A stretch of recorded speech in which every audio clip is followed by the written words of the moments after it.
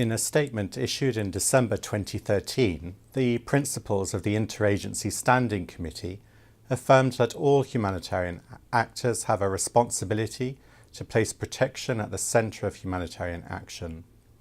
As part of preparedness efforts, immediate and life-saving activities, and throughout the duration of a crisis and beyond, humanitarian coordinators, humanitarian country teams and clusters must ensure that protection of all persons affected and at risks informs humanitarian decision-making and response, including engagement with states and non-state parties to conflict.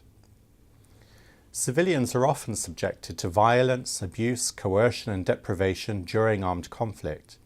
Experience shows that parties to conflict often violate the principles of distinction, proportion and precaution in the conduct of hostilities.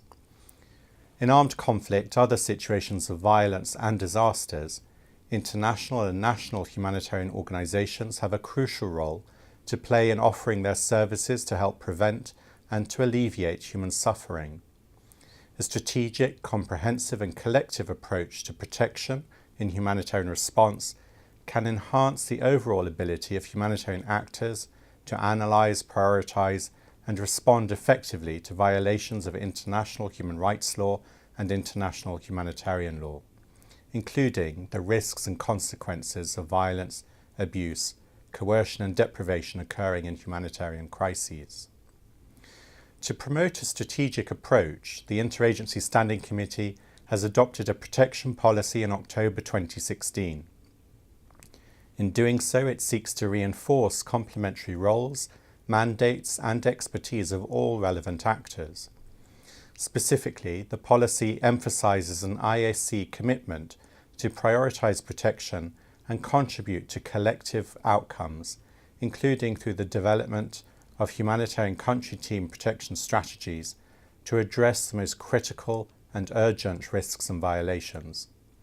It also underlines the need to implement this commitment in all aspects of humanitarian action and across the Humanitarian Programme Cycle.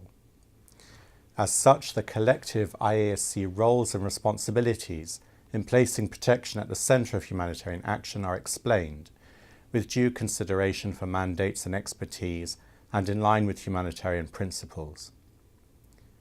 The Global Protection Cluster will do all it can to make sure that the protection policy is shared in different languages, understood and implemented in operations around the world.